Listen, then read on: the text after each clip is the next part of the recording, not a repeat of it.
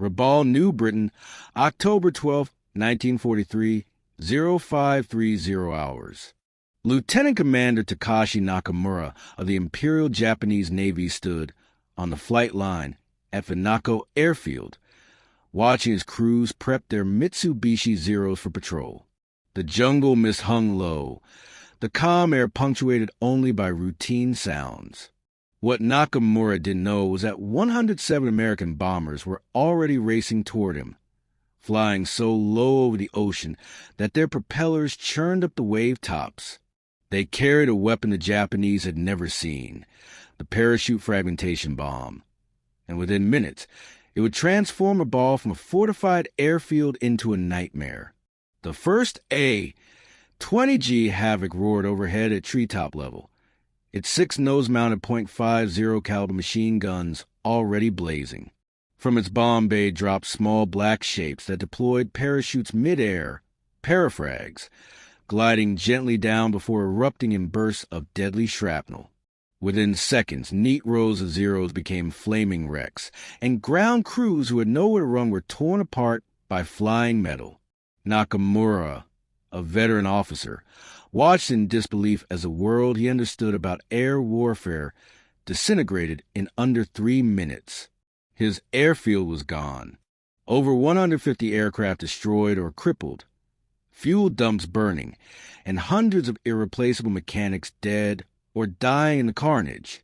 The weapon at the heart of this devastation, a simple 23-pound fragmentation bomb fitted with a parachute, had been conceived years earlier by General George Kenney.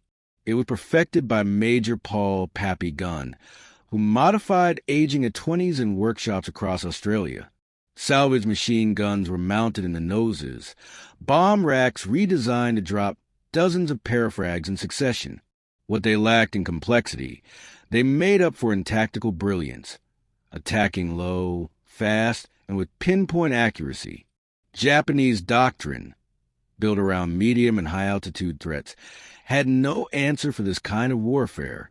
At airfields across the Pacific, from Wewak to Clark Field, the story repeated itself. Japanese aircraft parked wingtip to wingtip for maintenance became perfect targets. Pilots and mechanics, trained for conventional war, were caught flat-footed by bombers coming in below radar, firing as they approached, dropping hundreds of parafrags that floated briefly and then erupted in a storm of steel. In 4 days at Wewak alone, 174 aircraft were destroyed, crippling an entire air army and shifting the balance of air power. But the physical destruction was only part of the story. The psychological toll was immense. Diaries from surviving Japanese personnel spoke of snowflakes of death, the parachutes drifting silently before the explosions began. Crews abandoned their posts at the first rumble of engines. Every sunrise brought dread. "We have learned to fear the morning," one ground crewman wrote. By the time the Americans struck Clark Field in early 1945, the tactic had evolved into a precise machine. 3 bomb groups dropped over 7,800 parafrags in a single raid, crippling kamikaze operations before they could begin. The Japanese had 400 aircraft ready to defend the homeland. Nearly all were destroyed or damaged, and their command, still expecting high-altitude raids, had positioned anti-aircraft guns where they were useless against bombers at 200 feet. Attempts to counter these attacks, building revetments, dispersing aircraft, even underground hangars, came too late and cost too much. Japan lacked the resources and industrial power to match American adaptability. Where U.S. forces could modify tactics, redesign weapons, and mass-produce them rapidly, the Japanese military remained locked in doctrine and internal rivalries. They believed spirit could overcome technology. But in the face of American innovation and firepower, that belief was exposed as a fatal weakness. Parafrags changed the air war from a contest in the sky to a strategy of killing air power on the ground. It wasn't just about dogfights. It was about preventing the enemy from taking off. And it worked. Over 3,000 Japanese aircraft were destroyed on the ground by parafrag-equipped units. Fuel and ammunition dumps were incinerated. Skilled personnel were wiped out. Entire air bases became liabilities.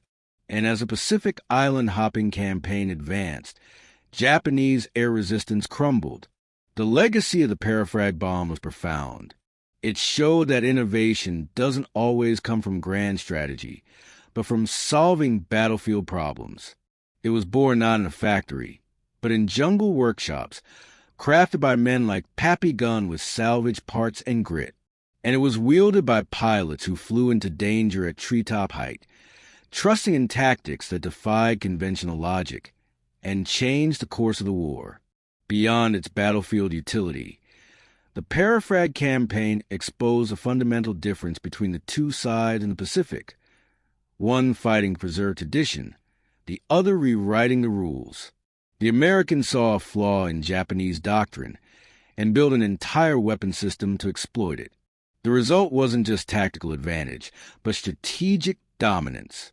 Japanese commanders were forced to disperse, retreat, not just from battlefronts, but from the very idea of air superiority. By war's end, low-level bombers had flown thousands of Parafrag missions with extraordinary success. Kill ratio soared. Defenses broke down. Commanders like Admiral Fukudome were forced to admit defeat, not because their pilots lacked courage, but because their airfields had become death traps. And in the final days, as bombers swept over Kyushu dropping Parafrags on air bases already irrelevant to Japan's surrender, the full weight of the weapon's impact was clear. Parafrags weren't just a tactical success. They symbolized what defined American warfare in the Pacific: adaptation, flexibility, and a willingness to abandon outdated thinking in favor of what worked. And across the scorched airfields of New Guinea, the Philippines, and beyond, they left a message in twisted metal and silence. Victory doesn't always go to the boldest. It goes to the smartest. And perhaps most importantly, the story of the Parafrag reminds us that war isn't just a contest of strength, but a perception of seeing the battlefield differently. The Americans didn't win with superior planes alone. They won by realizing that the most vulnerable enemy aircraft weren't in the sky, but on the ground, parked, refueling, in the quiet before sunrise, just before steel rained from the treetops. The Parafrag bomb, in its quiet descent and violent impact, became the perfect metaphor for the American war effort. Unassuming in appearance, devastating in effect, its legacy lives not just in history books, but in every military strategy